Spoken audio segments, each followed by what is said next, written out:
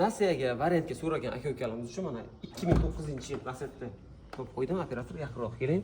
Afshukalar juda ham yaxshi holatda. Probek 162 ming, o'ziniki halol deyishyapti.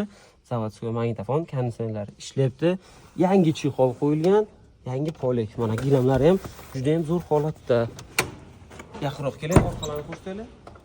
Shoshmasdan ko'rsating, shoshmang. Salonchasi juda ham yaxshi holatda. Yomon emas. Mana bu bagajlarning holati. Metan temir balon. Zapaskalar bor, dankraklari bor. Stoplari yaxshi holatda. Balonlar yangi qo'yilgan, qirilgan, chizilgan joyi yo'q. Kraska ikkita detallar bor deyapti. Oldi krilo, orqa krilosida bor ekan. Qolgan joyi toza.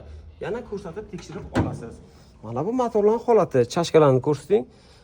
Mana juda ham yaxshi holatda. 1.8 motor. Motor, korobka hadovoy ishi yo'q. 2009-yil $6200. Kimda kim qiziqish bo'lsa, pastda egalarning raqamini qo'yamiz. Bemalol aloqaga chiqishingiz mumkin.